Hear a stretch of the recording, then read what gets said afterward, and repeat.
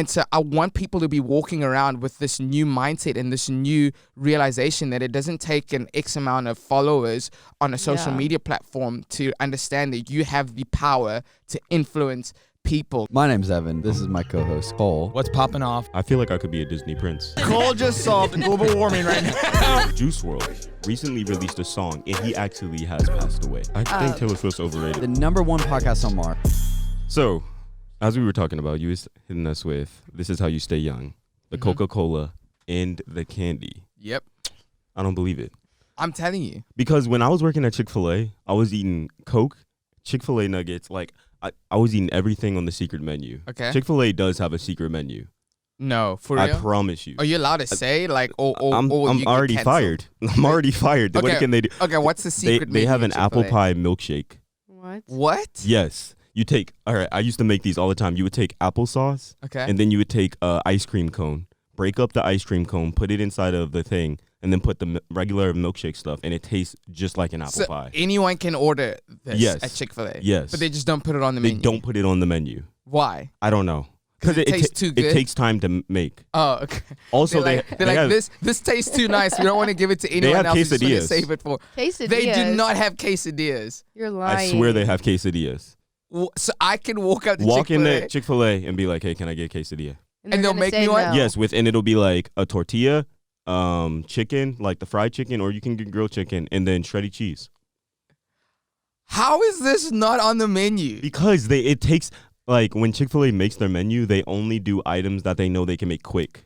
Wow. So they don't put things like the quesadilla. You can also get any drink frosted. So you can get like a frosted root beer.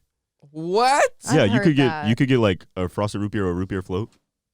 They just don't be telling you. They don't be telling you. Yo, I'm about to go to Chick-fil-A right after this and just be asking for the craziest thing. And they're gonna be like, sir, who told you? Yeah. Don't give them my name. I'm gonna ask for all of the 3 things you just said. I'm gonna be like, hey, let me get that apple pie milkshake. Let me get a quesadilla. Yeah. And you know what? Let me also throw in like a freaking Fanta root beer. They're gonna be like, who told you? And then the FBI is gonna, FBI, open up at my door. Dude, I'm gonna ask for a filet mignon while I'm at it and just see what happens. Somebody's gonna run to Harris Teeter next door, get the just filet grill mignon it in and the grill back it in there. the back. They're just like that. Gosh. All right, y'all. Oh, All right, this is Run the Culture. Y'all already know. Good morning. I'm here with 2 amazing guests, David and Eliza. I had to bring the big guns out because Evan, he decided he wanted to go on vacation. And I mean, the podcast still goes on. The podcast still lives on. It does. Yep. R.I.P. to Evan. To Evan. He's not dead. He's just Not here. Right here. not here. Not here. We don't know what he's doing. I Yeah. don't know if he's. Where is he? He said he's going on vacation, but I've never been on a vacation when the podcast was going on, so it don't really add up. I think he just said that so we wouldn't get suspicious. If he's not back next week, We know. David will just be the new host. Yeah. Hey, I'll do it. I'll do it, fam. We come on and then it can be called okay. I was thinking, I was like, dang, what would the podcast be called? We can just keep the same. I know, name. yeah. We'd have to keep it the same, or we can brainstorm some little taglines for it that would be For different. sure. All right, David. Yep. Would you call yourself like the king of elevation rhythm, or would that be Pastor Steven? That would definitely be Jesus Christ. Okay, Jesus Christ. Jesus is king. I don't know if Jesus you, is you know, king. All right. you've been following anything that, take you that know, back. with the culture right now. No, I would definitely not call myself the king of elevation rhythm. I would probably say that, like, I probably love elevation rhythm more than anyone else does. I'll probably say for that. sure. You do. Yeah. Elevation rhythm is like a baby that you love the most. You have kids, and then one of them is going to be named Rhythm. Yeah, so, yeah. I That's should probably actually ask. smart. Should I ask Gina, or should we just decide this right now? Go ahead and decide. We're just deciding it right and then, now. like, Okay, cool. if you come to her with a solid decision, Yeah. it won't be like, Yeah, and you guys know Gina. That would just make so much sense For for me to sure. be like, hey, babe, you don't have to worry about making any decisions. I've made the decision for you. that the baby will be named Rhythm. Yeah, the baby will be named Rhythm. We decided, myself, Cole, Eliza, and all of our great listeners. And so you just either have to go with it, or, you know, people are just gonna hate us forever. Exactly. Cool. So But first kid Rhythm. for sure, first That- kid Rhythm. I like The other children Gina can help name. But the first one has got to be named Rhythm. I just love that I'm having a conversation about kids I don't have with people who don't actually have any kids? influence on the kids that I'm gonna have. This is gonna be great. My bad. But I'm asking because, you know, songs like IYKYK. Yeah. Walk on Water. Yeah. People will be singing them like around the world. When you were a young kid, South Africa, playing soccer, did you ever think I'm about to be singing songs like this? I don't know. I grew up in church, and I grew up like singing like from the age of, I don't know, like 7. My mom was like, you're gonna lead worship. I was like, there's no way. And she's like, yeah, you're gonna start right now. And she put me in charge of the kids church band. Wow. And so from like the age of like 7, 8, I've always like loved singing and I've loved music. Yeah. But I think it was only once I hit like around the age of like 16 that I actually start taking like writing songs seriously. And that was because of a girl. I mean, I'm sure I've told this to a lot of people, but if you don't know, like I started playing guitar and writing music because I was trying to impress a girl. Dang. So Eliza, you have no idea how many guys you've probably influenced to write music, because the dudes that be giving up their sneakers. Someone I know. wrote a rap about me. You're No lying. way. Are you Was it for good? real? No, it wasn't. Did- good. No what offense. What was the serving of this rap? Hey Eliza, I wrote a rap for you. No, he just sent it to me. What? Did you respond? I don't remember. Oh my gosh, Like, that's a simp. But it literally like talked about me being like Miss North Carolina and me like curving him. Like it was weird. I don't know why he wrote Is he it. like, is he a SoundCloud rapper, or was it at least on Apple Music? SoundCloud rapper. sounds like, Oh, man. see, that's the thing that people don't realize is like the weirdest things will make you fall in love with your destiny. Like that's How the so? thing. Like Wait, that's it took me like wanting to get a girl to understand that like I was creative enough to actually do what I do today. okay. You know, and so like I think a lot of the times people will say like, oh no, like you don't learn from your mistakes, but hey, like I didn't end up getting the girl, Yeah. but I ended up getting the gift that opened up so many more doors in my life. Dang. So I feel like sometimes like you just have to be willing to go through life and experience life in order to find out like who you are and what you're actually good at, and not like put yourself in a box. Yeah. Yeah, David, I'm gonna be honest. I was not expecting that. I was expecting like a light answer, and you gave me some. Sometimes I know, you know, sometimes you got to go through the girl to get the gift. hey, Hey, I don't. You built Tim. Hey, David's preaching tonight. I don't. oh my gosh. I was asking because you see a lot of people who like get into a position of an influencer. I don't. We throw that term around, but I don't. Yeah. Even. So, and they say, well, I knew from a young age I was going to be different, and I wanted to know, like, is that like a real thing? Did you guys know from a young age? I'm going to be different. I don't know how, but I am. I don't know, Eliza. You want to take a crack at the answer? I feel like I always knew I was gonna like impact people's lives in some way, Yeah. not knowing like The how capacity. that would be Mhm. or like how much I would be able to do that. Yeah. But I feel like I put it off for so long because I didn't see how I could like help other people. Wow. Yeah. But like going through life and like learning that like God gives people influence for a reason, Mhm. Yeah. then that's kind of where I figured out Yeah.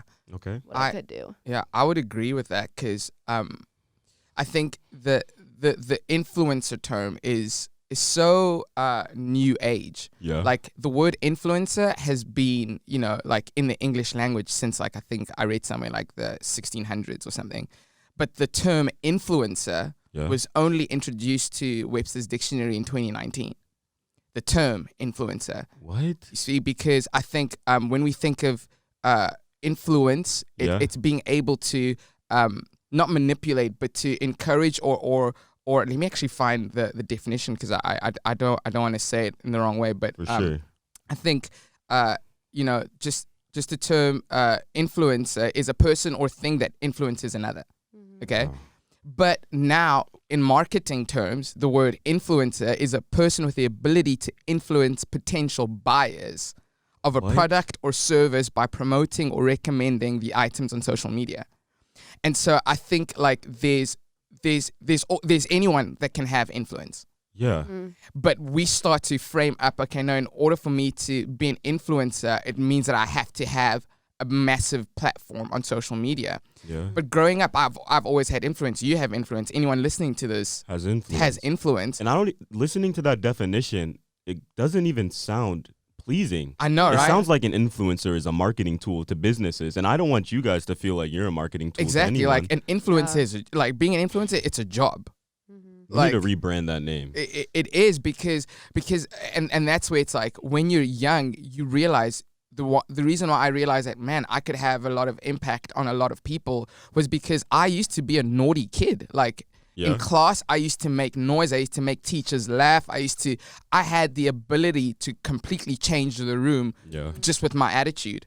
And once I recognized that, I wasn't like, I'm going to be a social media influencer because, you know, like I'm old, y'all. Like we didn't have Instagram when I was still in class. But that's the thing is like, I realized that, no, I have the ability to influence people, but what I'm going to influence them for. Yeah. And so anyone listening to this, like, I need you to know, like, you are an influencer. Yeah. I'm not talking about the marketing term of an influencer. No, I'm talking about the definition of what an influencer is. You have the ability to influence another person. Yeah. Like whether you have a younger sibling or, you know, you have friends, like we all have influence, but I would hate for you to think that like, no, in order for me to say that I'm an influencer means that I have to have, I don't know, 20,000 followers or on Instagram or a million followers on TikTok, or, you know, I have to be paired up with a company and brands. It's like, no, like understand that you are an influencer, but what are you going to influence people towards and for? Yeah. And it's like up to you on whether you want to influence people to do good or bad. Yep. I did not understand that for the longest. And so when I was younger, I didn't realize the influence I had until I started looking back, because I was always the one getting the class riled up. I was always the one like starting fights, doing things, and I never realized I was negatively influenced the atmosphere because I was using influence I wasn't even aware that I had. And I think it's kind of dangerous when you're not aware of the influence you have, because you can end up negatively influencing someone. Exactly. And it's like influence happens in the smallest of areas before it happens in the biggest of areas. Yeah. You know, so like if you can't even influence yourself to make the right decisions when no one is watching, you're going to struggle to make other people make the right decisions because it doesn't go with your life. For sure. And I think a lot of the times where people like realize, oh my word, the person who I've been looking up to and the person I've been following isn't really who they say they were, that's when cancel culture happens. For sure. Yeah. And that's been a massive thing over the last 2-3 years. Oh my gosh, like people are freaking out. Why? Because the influencer world doesn't allow you to grow as a person. Yeah. You know, it's like people want to go back and dig into, you know, what you used to say or what you used to believe. They'll dig up tweets from when you were 12 years old and be like, oh my gosh, you said this and now you're 21, but we're still going to look at you from what you said or did when you were 12, and then you get canceled for it. Yeah. And so that's where you realize, like, man, like, if I'm not even able to influence myself in the right way, it's going to become, like, detrimental to me in the future and an issue for me. And so it's, like, understanding that influence doesn't start when you get X amount of followers. It starts as soon as you're able to make decisions for yourself. I think Pastor, when he was talking about the pointing finger and the healing hand, that's what he was talking about. But I think people don't realize the healing hand goes towards you as well. Yep. Yeah. And I think when you're like trying to influence yourself, it kind of goes into integrity. Yep. Yeah, like if you have great integrity, you're using your influence greatly on yourself. And I've known Eliza since she was like 14. Yeah, I think and so. one thing, like, that's why I think we're so cool is because you've never switched up from when I knew you as a 14-year-old or when I know you when you're 17 and you've got, I don't know how many followers. Like, you're still the same Eliza to me, and you've never switched up or anything, and I appreciate that. Thank you. Because I think people, they that's what I want to know. Like, have there ever been moments to when you realize, oh, I am getting influence? How do you keep your head from not blowing up? Because when I get more than 300 likes, I'm like, dang, I'm built different right now. So how do you stay? Oh no, I'm still David. I'm still David from South Africa. I was playing soccer with my homies in the backyard. Like, how do you stay level-minded? You know, for me, and Eliza can talk about that in a second, but for me, I've always realized that, like, I'm cool and everything, but, like, people don't love me for me. I think they love me for what I do. And when that changes, and if I put all of my identity in that, then it doesn't help me in the long run. Yeah. And so what I've realized and tried to really, like, remind myself is, no, like, where does my identity come from? Because if it's going to come from the praise of others, then when I change, or when I become irrelevant, or when I say the wrong thing, then the same people who want to praise me and say, you know, you're the coolest, are the same people who are going to turn away and be like, oh, dude, what's wrong with you? And then I'm like, wait a minute. Then all of a sudden, my identity is built up on people's opinions and not on who God has called me to be. Wow. And so as much as like, and it's so weird to say, because like it's addicting to like, to get likes. It is so addicting for people to be like, you're so amazing, you're so cool, and it can get to your head. But I've been through enough times where people who are the closest people to me change their opinion about me, and that's wrecked me. Like the girl I was talking about who I wanted to impress, and so I started playing acoustic and guitar. Like, she was my biggest fan at one point, you know. Dang. But then things changed, and because I valued her opinion of who I was so much, it completely destroyed my identity and my self-awareness. And so I started thinking, oh my goodness, what is wrong with me that I can't even get her to like me again? Yeah. And once you go through stuff like that, you realize, man, like, if I'm going to build who I am on what people think of me, it's a dangerous thing to live up to. Dang. Oh, yeah. I completely agree, because I feel like I used to put my confidence in like what people said. So then when people would say something negative, I would be like, well, I mean, I guess that's true. Yep. But I feel like that's something that like everyone struggles with. But I'm gonna be honest. I get angry because it's like people don't understand. They get on, like, Eliza, you were grown, but you were still a child. Yeah. And they get on your post and like, look at what she's wearing. Blah. I'm like, you're 40. Yeah. What are you doing? Yeah. Why do you care? Yeah. Worry about your kids. Yeah. Like, why are you gonna take the time out of your day to come out on my post or come onto my thing and just point fingers? Yeah. Or like, if you don't agree with something I'm saying, there's definitely a way to go about it. Yeah. I don't think taking the time out of your day to get heated and sweaty, Yeah. typing up paragraphs on Instagram that people are gonna laugh at you about in group chats, because I promise you that's what's happening. You're getting roasted in group chats right now. So what are you doing? What's your motive? Yeah. It is. It's like, I think people think that social media is the best place to have conversations, but it's not true, because there's no relationship there. And so it's one thing for, you know, a random person to type up a paragraph on TikTok about who they think I am, and a completely different conversation for me to get a call from Tim, you know, and be like, hey, dude, like, I don't agree with something that you put up, or hey, like, can you help me understand why you did this? Because we have a relationship there. Yeah. But when it's coming from someone who you're like, first of all, you don't even know me. Secondly, like, if I'm upsetting you so much, there's a button that's created for you. It's called the unfollow. Yeah. You know, and it's like, so there's that degree of like, man, like, I'm never going to be able to fully have a conversation with someone on social media. Why? Because we don't really necessarily have the relationship there. When did social media be? Oh, no, go ahead. It also, like, when people like come at you in that way, it like makes you want to put up walls and like not talk about anything at all. Oh my gosh. And I feel like I did that for so long, because people would come at me for like what I posted, or like decisions that I made. And obviously, like, I don't always make the right decisions, and I make mistakes. I don't know one person who does. Yeah. But like, Jesus whenever Christ. people would come at me, like, it would make me just shut down completely. I know, because it's almost like social media forces people to be perfect. Yeah. Yeah. And I mean, we all do it. Like, I mean, anytime you want to post something on social media, you want to get the right pose, you want to have the right energy, you want to get the right lighting. And so already, like, even in our own minds, we want to post perfection. Yeah. And all that does is that it creates a filter of perfection for people who don't really know us. Yeah. So when we actually do end up making mistakes, because we're all human beings and we're all not perfect, people go, oh my gosh, David did what? Yeah. Eliza said what? They're not who I thought they were. Well, partly that's because the person who I showed you I was me at the most perfect times. And so, of course, when I make a mistake, you're going to be like, oh my gosh, who even are you? But I'm still the same person. It's just different layers of me. I don't understand when, like, you get to a point to where you get a certain amount of followers. when does your Instagram become a discussion board?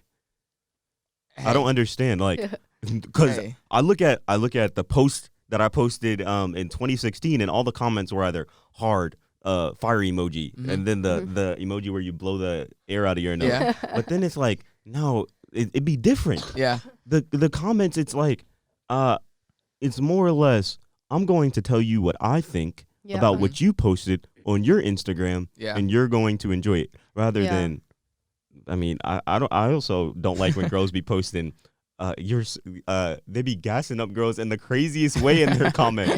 Like, run me over a bus, you're so beautiful. I'm like, what does this mean? It's like you really want them to run you over with a bus because they're that beautiful. Or I just stopped breathing. This photo is giving me, like, what does this mean? I know. You're being overly extra for no reason right now. It is. It's because people have realized that they can say whatever they want on social media and not have to worry about certain consequences. Yeah. And people can create fake accounts. People can, like behind the screen. They can, exactly, like, because back in the day, you could not just walk up to someone and say whatever you wanted because you would get punched in the mouth. Or worse, my grandma used to keep a razor. Your grandma is so thug. My grandma grew up in New York, though. She used to keep a razor. And when she was pregnant, someone pressed her, and she was like, get away from me, I'll cut you. She tells Your us that grandma story is so gangster. Yeah. I love it. And I think right now, like, social media, like, it allows everyone to be bigger and bolder than they actually are. Oh, for and sure. so people will say stuff on a screen that they'll never say in real life to your face. Yeah. And it's so when you're faced against people who say things that they wouldn't say in real life, or people who speak against your character that God hasn't called you to be. Yeah. The only possible route has to be God. Yeah. Yeah. Like, staying rooted in God. So how did you realize I've got a strong foundation in my faith? At what point did you realize that? Well, I think for like a good year, I knew I didn't. Wow. And like when I first started social media, I like back to like the being perfect thing. Like I felt the need to be perfect, and that like completely changed who I was. And like I was not who God called me to be. And I think up until like literally like maybe a month ago was when I figured out like this is what God wants me to do. This is what I should be doing with my influence, and like I need to get on it, you know? That's so real. But I think that's what people, like, are attracted to. They're attracted to realness. Yeah. Realness in any sort of form that they can get it, because the world is so filtered. Yeah. Like there's just, people are presenting images of what they not just want you to think about themselves, but who they want you to aspire to be. Yeah. Wow. And I think for me, I started really recognizing quickly like whose opinions matter to me the most. Yeah. And once you realize, okay, who has God said I am? Yeah. Before man. Before, by man, I mean like men, women, like old people, young people. Sometimes even dogs are even on Instagram right now and they comment on stuff. My dog is. You see? There we go.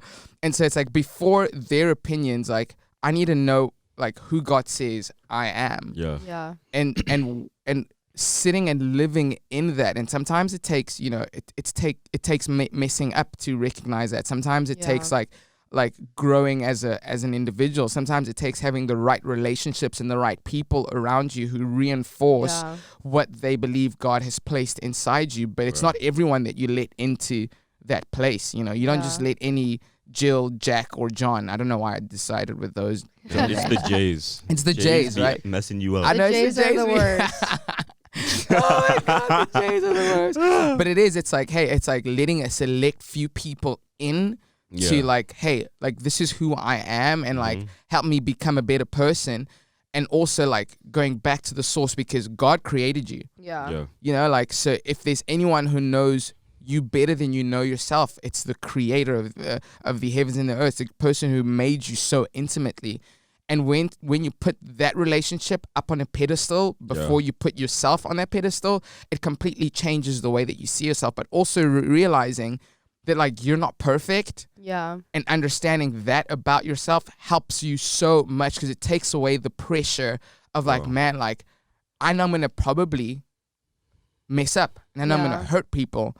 And so understanding that about you already sets you up at a different, like it just gives you a different sort of freedom rather I than think- like carrying all of the weight of like being Superwoman or Superman. Yeah. Which is why our Pastor Steven, Yeah. I really think he's like, he can see into the future. Yeah. And this message that he recently He's the preached GOAT. about, telling yourself your testimony, Mm-hmm. Yeah. I think it's something so simple, but it's something that we often forget to do. Yeah. Because Mhm.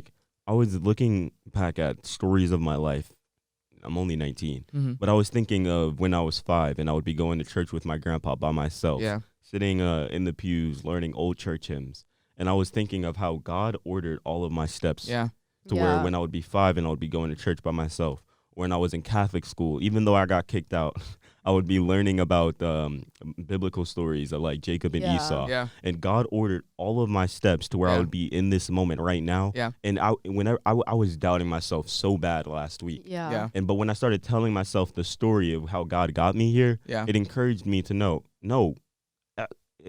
like if you look at my life, it's kind of silly for me to think I'm not supposed to be here. Yeah. Yeah. And I hope that doesn't sound arrogant, but Yeah. God obviously ordered my steps. Yeah. I have extreme faith in that. Yeah. And when I stop telling myself that story, that's when I can allow doubt to get into my Yeah. mind. That's when I can Mhm. allow other people who are Yeah. spectating my life to start speaking into me. And honestly, I got into an argument with someone the other day. Yeah. And I started telling myself the story. I would have fought them Yeah. if I was a couple of years ago. Yeah. God has done a work in me because Yeah. I'm not even that aggressive anymore. Yeah. Yeah. And I think when you start telling yourself your story Yeah. of no, when I was David and I was 16, I would not have responded this Yeah. way. Yeah. Or when I was Eliza and I was 3, I definitely would not have responded. I don't know Yeah. how 3-year-olds respond to anything, Yeah. but you definitely would not They respond do how this. you Ah!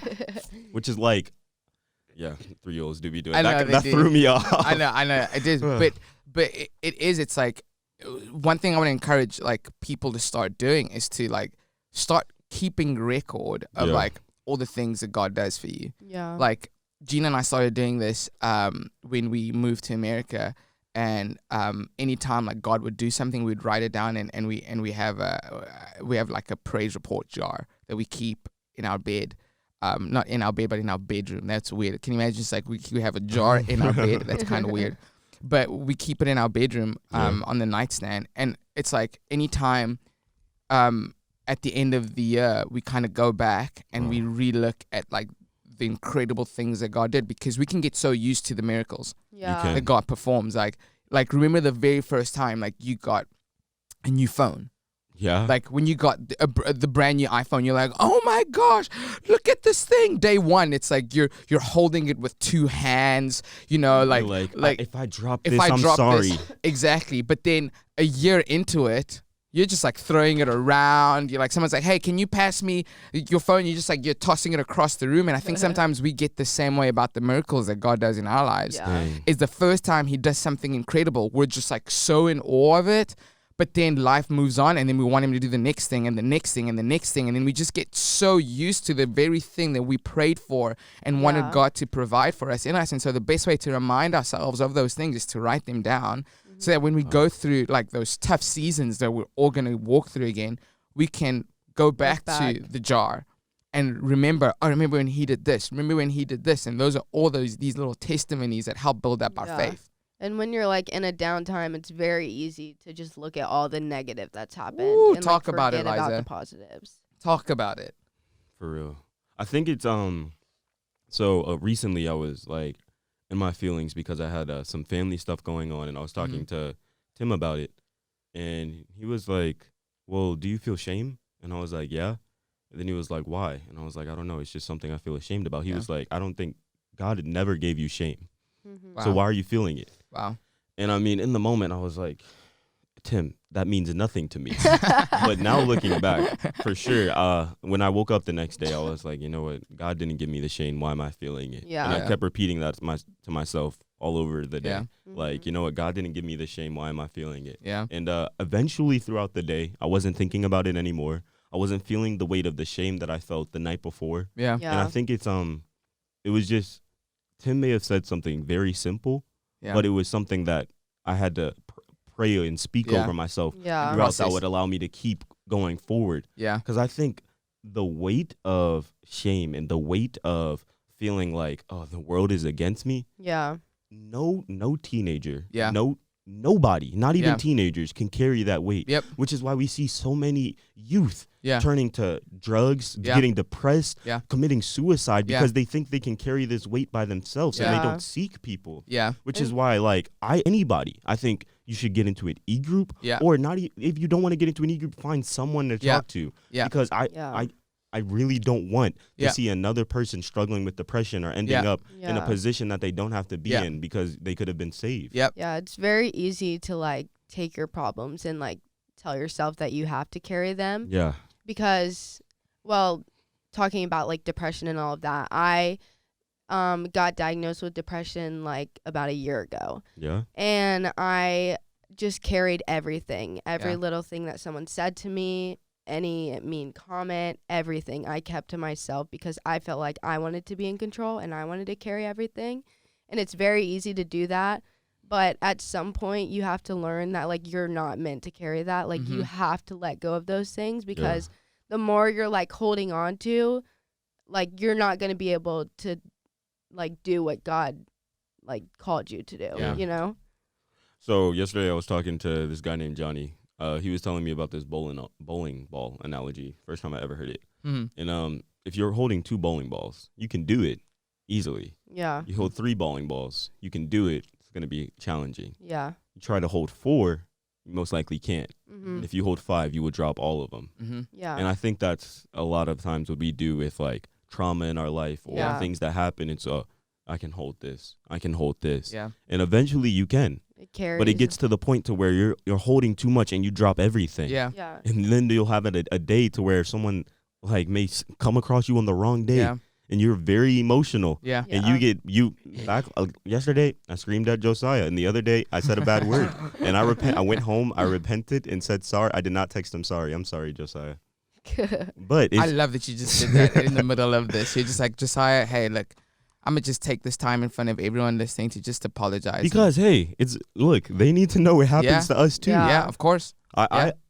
No one's perfect except Jesus Christ. Yep. Yeah. I don't know one person who has gotten it right. Pastor Steven may be close, or Bishop T.D. Jakes. Yeah. Bishop T.D. Jakes got to be close.